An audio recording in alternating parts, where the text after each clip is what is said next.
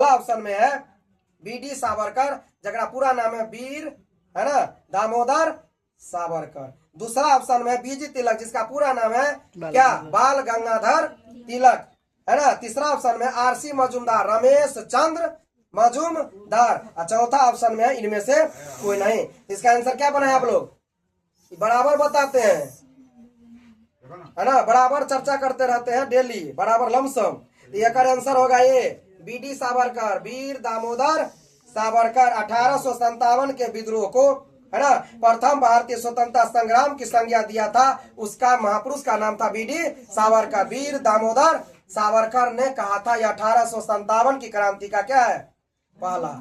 आप ही लोग बताए थे ना कल या परसों कि भारत की जनसंख्या 30 करोड़ थी उस समय, और 30 करोड़ भारतीयों का दोनों हाथ उठता तो 60 करोड़ होता।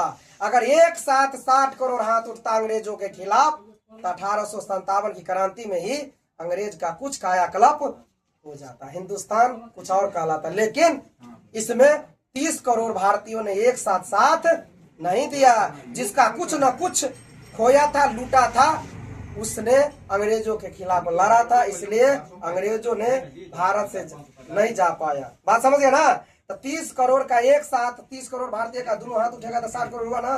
तो 60 करोड़ हाथ नहीं उठा एक साथ, अगर एक साथ 60 करोड़ हाथ उठता तो अंग्रेजवा क्लियर हो जाए। तो आज का इतिहास हम लोग के सामने कुछ और होता है ना। 1761 ईस्वी में पानीपत का तीसरा युद्ध हुआ था। अगर 1761 में पानीपत के तीसरे युद्ध में अगर मराठा जीत जाता तो आज का इतिहास हम लोग को पढ़ने को कुछ और मिलता।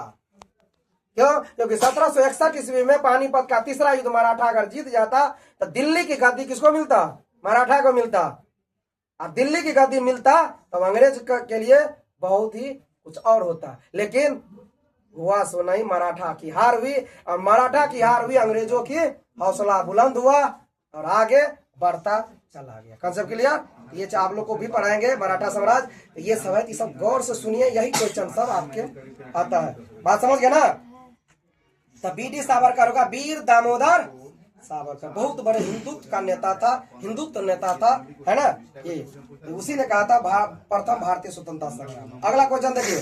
अब देखिए बीजी तिलक है, बाल गंगाधर तिलक है, जिसने कहा था स्वराज मेरा जन्मसिद्ध अधिकार है, इसे मैं लेकर रहूंगा। मतलब जिसका जन्म हुआ है उसको स्वराज की प्राप्ति का मुख्य लक्ष्य है ना। क्योंकि माँ के घर में जब बच्चा आता है तभी से भारत का नागरिक हो जाता है। क्यों? क्योंकि जब ये माँ के घर में बच्चा पल रहा होता है तो उसके अनुसार माँ को कुछ खाना पड़ता है। तो सब चीज, जो चीज भी खरीदेगा खाएगा, उस पर भी टैक्स लगता है। समझ गए बात? ये चीज सब समझना पड़ता है। तब यही बाल गंगाधर तिलक ने, बाल गंगाधर तिलक को कहा जाता है भारतीय क्रांति का पिता या जनक कहा जाता है। भारतीय क्रांति का पिता या जनक बाल गंगाधर तिलक को, जबकि भारतीय क्रांति की माता मैडम भिकाजी कामा को कहा जाता है। बाल गंगाधर तिलक का निधन हुआ था 1 अगस्त 1920। बहुत बड़े अच्छे क्रांतिकारी थे। इन्हीं ने सबसे पहले 1893 और 1895, 1893 में गणित महोत्सव और 1895 शिवासी महोत्सव की शुरुआत। क्लियर? बीजी तिलक हो गया। आरसी मजूमदार इतिहासकार थे, रमेश चंद्र मजूमदार राइटर था, किताब लिखता था। क्लियर हो गया? इसका आंसर होगा ये 8 का। 9 नंबर देखिए, वह प्रथा जिसके तहत किसान स्वयं भूमि का मालिक होता था और सरकार को भू राजस्व के भुगतान के लिए जिम्मेदार माना जाता। क्वेश्चन गौर से पढ़िए तब आपका आंसर मिलेगा। वह प्रथा जिसके तहत किसान स्वयं भूमि का क्या होता था, मालिक होता है, और सरकार को भू राजस्व के भुगतान के लिए जिम्मेदार माना जाता है। ऐसी कौन सी प्रथा में सा था? पहला ऑप्शन है जमींदारी प्रथा, दूसरा ऑप्शन है रैयतवाड़ी प्रथा, तीसरा ऑप्शन है मालवाड़ी प्रथा, और चौथा है दहशाला प्रथा। क्या बना है आप लोग आंसर? रैयतवाड़ी। हाँ, रैयत, सी बी आंसर होगा। 9 का बी। रैयत का माने क्या होता है? किसान। रैयत का मतलब किसान। रैयतवाड़ी प्रथा में किसाने को जमीन का मालिकाना हक होता था। बात समझ गए ना। और डायरेक्ट रैयते से क्या लिया जाता था? टैक्स लिया जाता था रैयतवाड़ी प्रथा में। क्लियर? चलिए, अब महलबारी है। महलबारी का मतलब होता था पूरा गांव। महाल का मतलब होता है गांव समूह। पूरे गांव एक बार कलेक्शन करके तब इकट्ठा करके तब जमा करता था। क्लियर? आगे देखिए, अब है 10 नंबर HIV है ना। HIV किस प्रकार की कोशिकाओं को नष्ट करता है ना। ह्यूमन इम्यूनिटी क्या होता है, वायरस, है ना, जो किसको नष्ट करता है। पहला ऑप्शन है लाल रक्त कोशिकाएं, दूसरा है प्लेटलेट्स, तीसरा है हेल्पर टी कोशिकाएं, चौथा बी कोशिकाएं। क्या होगा आंसर? प्लेटलेट्स। HIV नष्ट करता है टी कोशिका को। कौन कोशिका को? टी कोशिका को। आंसर होगा क्या नंबर है? सी नंबर होगा। क्या नंबर था क्वेश्चन? 10 नंबर। सी नंबर है, टी कोशिका होगा। बात समझ गए? HIV क्या होता है? एड्स। HIV क्या होता है? एड्स होता है, एक्वायर्ड इम्यूनो डिफिशियंसी सिंड्रोम होता है। अगर वायरस HIV होता है ह्यूमन इम्यूनो वायरस, है ना। यही HIV जो टी कोशिका को क्या कर देता है? डैमेज कर देता है। इसीलिए देखिएगा सैलून में जाते हुएगा तो जब ये एक आदमी को दाढ़ी काट दिया, है ना, ठाकुर जो है हजाम होता है, तुरंत उसमें से ब्लेड निकाल देता है। नहीं निकालता है तो निकलवाइए, वही खून से जाता है ब्लड कैंसर, है ना। छूने से नहीं होगा बात ही एड्स, लेकिन खून से मिल जाएगा तो एड्स हो जाएगा। क्लियर? इसीलिए ब्लेड को चेंज किया जाता है। कभी भी जाइए किसी का तो ब्लेड चेंज करवाइए। क्लियर? इसीलिए किया जाता है। चलिए आगे देखिए, इसका होगा सी आंसर। अब देखिए किससे रोग होता है? वायरस से। क्या से होता है? ठीक बताए, वायरस से। एडेपोइचो छो खटरा हिम, अरे वायरस से रोग होता है। और जीवाणु से होता है डिप्सिटिका कुटनी, जीवाणु से। उसके बाद क्या होता है? प्रोटोजुआ से, पेकाम सोपा, कवक से, एदाद खाग। ये सब ट्रिक याद रखिए। एडेपोइचो छो खटरा हिम और सांस को क्या हो गया? कोरोना वायरस से होता रोग है। अगला देखिए 11 नंबर, कौन सा रोग वाहक द्वारा फैलता है?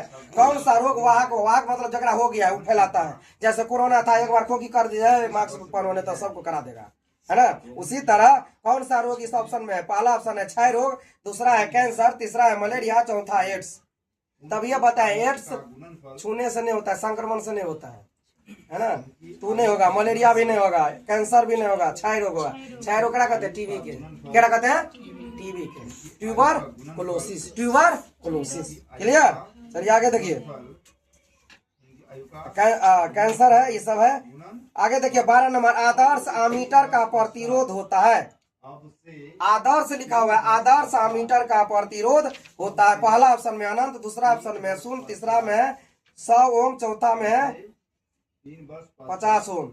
इसका आंसर होगा बी, शून्य होता है। आदर्श आमीटर का प्रतिरोध क्या होता है? शून्य होता है। शून्य का मतलब हो गया बिना किसी रोक टोक के पूरी तरह से एनर्जी धारा प्रवाहित हो रहा है। बात समझ? शून्य का मतलब क्या हुआ? वो बिना रोक टोक के धारा प्रवाहित हो रहा है। क्लियर ना? अगला देखिए क्वेश्चन 13 नंबर, निकेल है। निकेल का संकेत क्या होता है? बताइए। निकेल का संकेत Ni। निकेल का क्या होता है? Ni। आकार है, निकेल है प्रति चुंबकीय पदार्थ, अनु चुंबकीय पदार्थ, लव चुंबकीय पदार्थ, इनमें से कोई नहीं।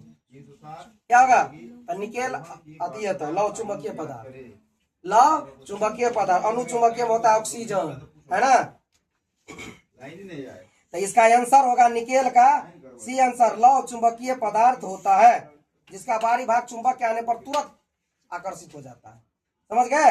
अगला देखिए, पंडित जसराज किस विधा के कलाकार? विधा मतलब होता है किसका कौन कला उसके पास था।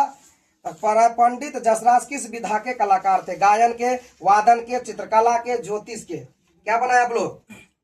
तो पंडित जसराज गायन कला के कलाकार थे, गायन कलाकार थे। गायन मतलब गाने वाला, वादन मतलब बजाने वाला, है ना। चित्रकला पेंटिंग को कहा जाता है। क्लियर ना?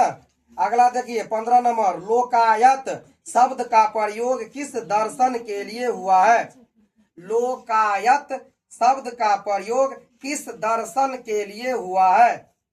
पहला ऑप्शन में चार्वाक, दूसरा ऑप्शन में बौद्ध, तीसरा ऑप्शन में जैन, चौथा में इनमें से कोई नहीं। क्या बना आंसर? है। देखिए तो लोकायत के कहते हैं दूसरा नाम चार्वाक, है ना। चार्वाक दर्शन का दूसरा नाम लोकायत दर्शन है। और कितना दिन बताते हैं कि चार्वाक दर्शन चार्वाक ऋषि ने लिखा है, जिसमें कहा है ना, कर्जा लेकर भी घी पीजिए, मतलब शान शौकत में कमी नहीं करना है। स्थिति परिस्थिति कैसा हो, चाहे कर्जे लेके क्या ना घी पीना पड़े। यही है। तो लोकायत शब्द चार्वाक दर्शन में कहा गया है, क्लियर ना। तो लोकायत शब्द का प्रयोग चार्वाक दर्शन के लिए किया गया है। बात समझ गए ना। सांख्य दर्शन है, कपिल मुनि दिया था, है ना। न्याय दर्शन है, सांख्य